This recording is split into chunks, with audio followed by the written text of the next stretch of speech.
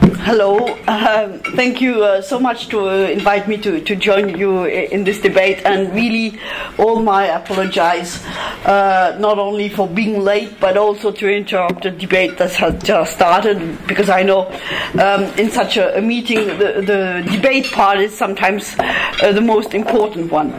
I was stuck in the European Parliament with the President of the Parliament who had convened a meeting with all the stakeholder for the discussion of the next multi-annual financial perspective. It's not a topic for you, at least, but it is for the EU, as you can imagine, a very important topic, so I'm so sorry about it. Let me just very briefly point out with you three items that has been in our mindset since the beginning that we have been dealing with this dossier in the Economic and Monetary Affairs Committee, even if it's a dossier that is, as you know, very much shared between the Economic and Monetary Affairs Committee on the one hand and the Legal Affairs Committee.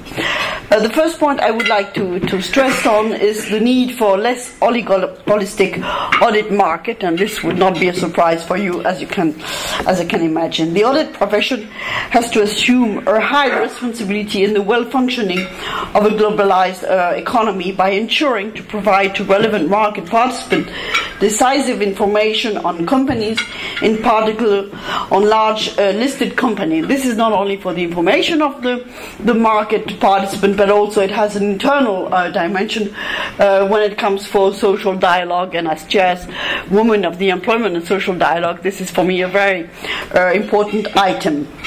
The main objective of the Commission proposal is to add an essential step towards financial regulation by ensuring that market participants obtain from the audit profession consistent, transparent and reliable information about the effective quality of financial statement of specific companies. The economic and financial crisis has clearly highlighted the significant loophole and structural failure linked to the audit profession. Even before the crisis, the Enron case has been massively in the news, and in Europe the Parliament scandal highlights the major concerns arising from the inherent risk associated with conflict of interest between large financial institutions and audit firms. To this respect, the initiative taken by the European Commission is highly welcome. There is a need for urgent action in a sector presenting numerous similarities with the credit rating agency sector, an oligopolistic market, the famous Big Four, where the structural link between the client and the evaluator can easily develop into a too close to speak relationship, which paves the way for distortion of competition and risks significant erroneous information on the real economic fundamentals of the audited companies. As I said, there is one common feature between the audit market and the credit rating agencies: the oligopolistic nature of this sector. It is difficult to imagine a more concentrated economy market, as underlined by the Commission. In its impact assessment, the Big Four are today in charge of auditing more than 85% of large listed companies.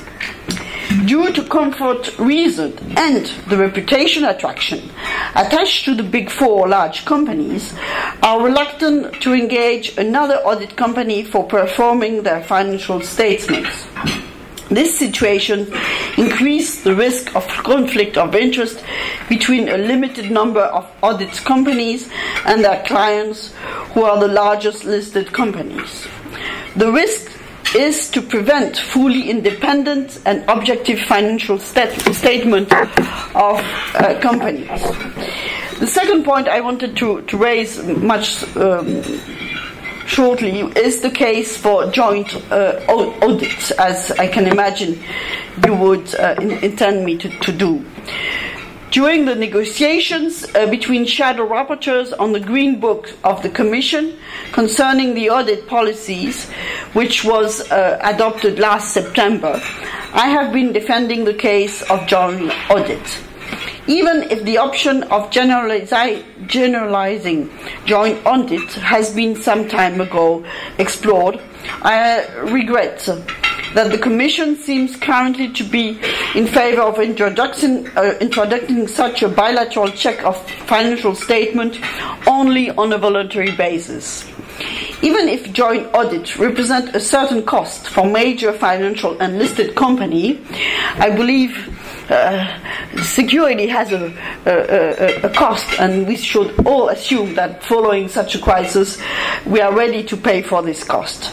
And I'm convinced that submitting their account to a joint audit would be a major guarantee for ensuring the veracity of their financial statement and significantly increase market confidence for stakeholders. Just one element of comparison between the level of concentration in the UK and in France.